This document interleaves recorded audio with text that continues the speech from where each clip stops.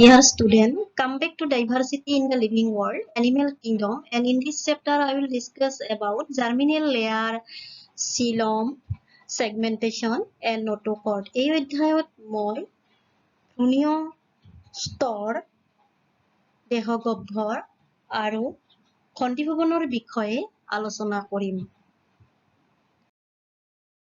C. Germinal layer, organization for classification. ভ্ৰূণীয় স্তৰৰ সংগঠন শ্ৰেণীবিভাজনৰ কাৰণে দৰকাৰী।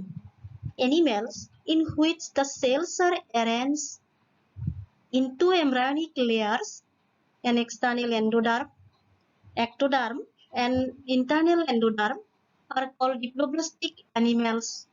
Example, Coelenterats.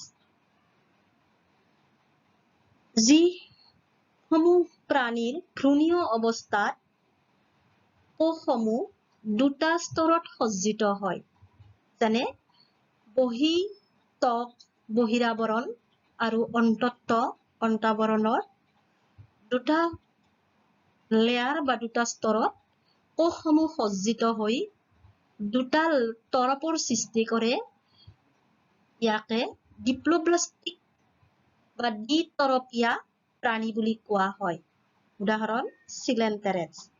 In between ectoderm and endoderm, mesoglia develops to form a middle layer called mesoderm, known as triploblastic animals.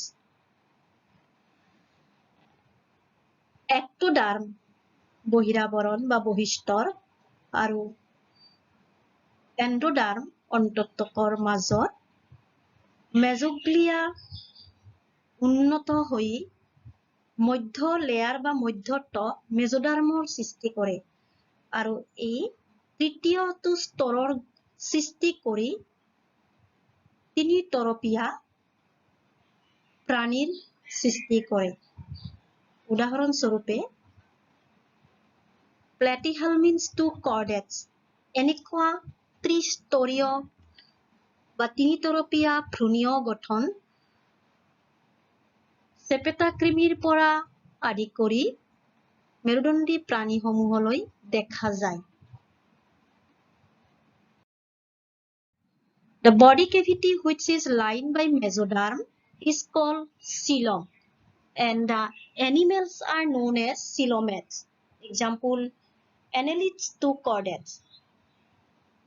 Body cavity বা দেহগহ্বৰ সাধাৰণতে মধ্যত্বক বা মেজোডাৰ্মত সৃষ্টি হোৱা কিছুমান গহ্বৰ বা গাঁত। এই প্ৰাণীসমূহক চিলোমেট বুলি কোৱা হয়। বলয়দেহী প্ৰাণীৰ পৰা মেৰুদণ্ডী প্ৰাণীলৈকে এনেকুৱা দেহ গুহা বা দেহ গহ্বৰ দেখা যায়। Some animals body cavity is not lined by mesoderm but presents a scattered pouch known as pseudocoelom.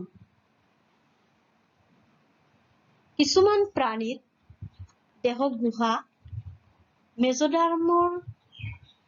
মেজোডাৰ্মৰ জৰিয়তে সৃষ্টি নহয়, ইয়াৰ পৰিৱৰ্তে ইয়াত কিছুমান মোনা আকৃতিৰ সিঁচৰিত অৱস্থাত দেখা যায়, যাক pseudocoelom বা মিছা দেহ গুহা বুলি কোৱা হয়। Animals are called pseudocoelomates. Example, Aschelminthis.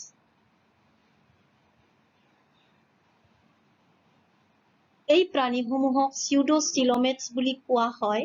উদাহৰণ Aschelminthis.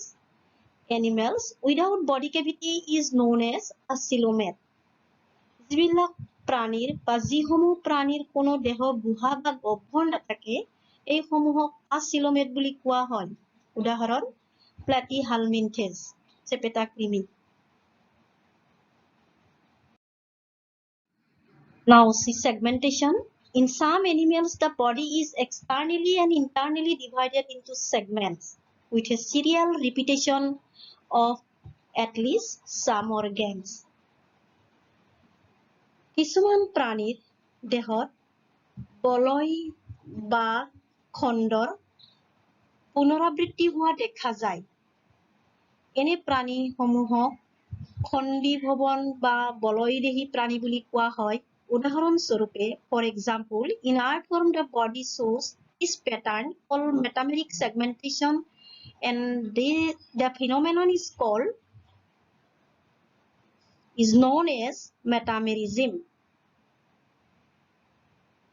কেঁচুৰ দেহত এনে ধৰণৰ খণ্ড বা বলয় দেখা যায় আৰু এনে ধৰণৰ প্ৰাণীসমূহক মেটামেৰিজিম বুলি কোৱা হয়।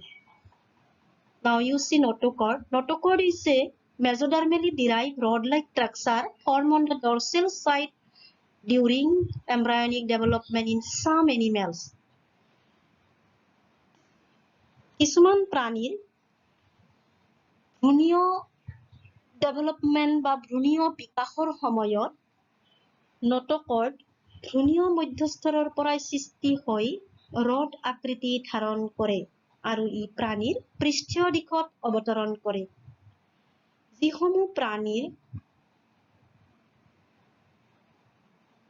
animals with notochord are called chordates and those animals which do not form this structure are called non-chordates.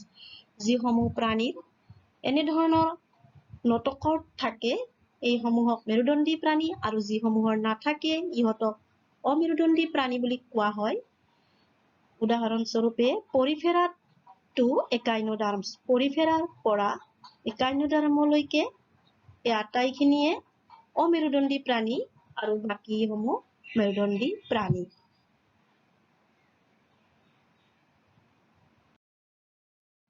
This is bibliography, textbook for class 11 by NCERT.